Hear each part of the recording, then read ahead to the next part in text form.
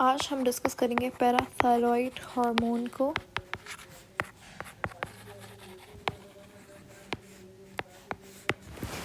अच्छा, इससे पहले हमने थायराइड ग्लैंड में T3 एंड T4 का फंक्शन देखा था। उनका मेन रोल क्या था? ग्रोथ के अंदर काम था, BMI को मेंटेन करते थे, मेटाबॉलिक रेट को मेंटेन करना उनका काम था। ठीक है, तो हमने थायराइड हार्मोन में T3 और T4 यानी कि थायरॉक्सिन को, इनके फंक्शंस को देखा था। इनकी डेफिशिएंसी से एफिशिएंसी से क्या होता है, जैसे हाइपोथायराइडिज्म के अंदर क्या होता था कि मेटाबॉलिक रेट डिक्रीज़ हो जाता था, जिसकी वजह से कोल्ड इनटॉलरेंट हो जाते थे। और फिर हमने देखा था मिक्सिडिमा क्या होता है, क्रिएटिनिज्म पढ़ा था, गोइटर पढ़ी थी, हाइपरथायराइडिज्म क्या होता है। ये सारी चीज़ें हम लोग लास्ट वीडियो में कर चुके हैं। आज हम लोग थायराइड ग्लैंड से एक हार्मोन रिलीज़ होता है कैल्सीटोनिन, उसको डिस्कस करेंगे। और पैराथायराइड हार्मोन क्या होता है या पैराथायराइड ग्लैंड। देखो, ये हमारे पास क्या है, थायराइड ग्लैंड है। इसके पोस्टीरियर साइड पे इस तरीके से 4 पी शेप्ड बिल्कुल छोटे ग्लैंड्स मौजूद होते हैं, जिन्हें कहा जाता है पैराथायराइड ग्लैंड।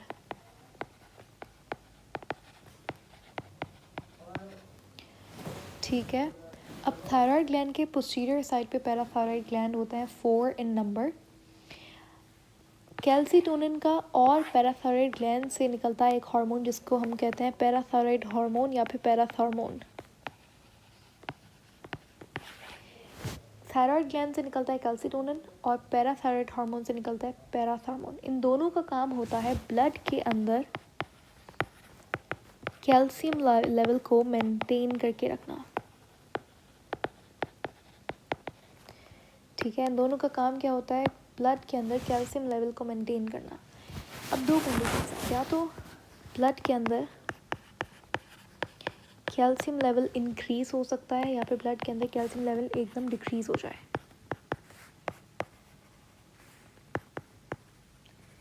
जब ब्लड के अंदर कैल्शियम लेवल इंक्रीज हो जाएगा, अपना जो सेट पॉइंट है इसका उससे इंक्रीज हो जाएगा अगर कैल्शियम लेवल, तो उस कंडीशन को बोलेंगे हाइपर कैल्सीमिया। ठीक है, और डिक्रीज्ड कैल्शियम लेवल को बोला जाएगा हाइपो यानी कि कम कैल्सीमिया।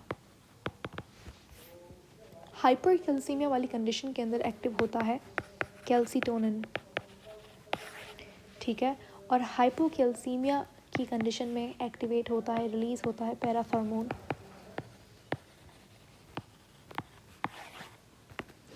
इन दोनों का काम होता है कैल्शियम को दोबारा से अपने सेट पॉइंट के ऊपर लेकर आना।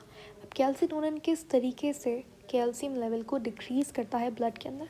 सबसे पहला काम जो कैल्सीटोनिन करता है, देखो कैल्सीटोनिन का काम क्या है कि जल्दी से डिक्रीज करे कैल्शियम लेवल को ब्लड के अंदर। अब वो कैसे करेगा? सबसे पहले जो इंटेस्टाइन, स्मॉल इंटेस्टाइन के अंदर कैल्शियम की एब्जॉर्प्शन हो रही है वो जाके इवेंचुअली ब्लड में जा रही है, तो ये इंटेस्टाइन के विलाय को रोकेगा कि भाई कैल्शियम एब्जॉर्ब नहीं करो, क्योंकि कैल्शियम नहीं चाहिए बॉडी में, ऑलरेडी एफिशिएंसी हुई भी है। तो ये इंटेस्टाइन के अंदर कैल्शियम लेवल को डिक्रीज़ करेगा, उसकी एब्जॉर्प्शन को।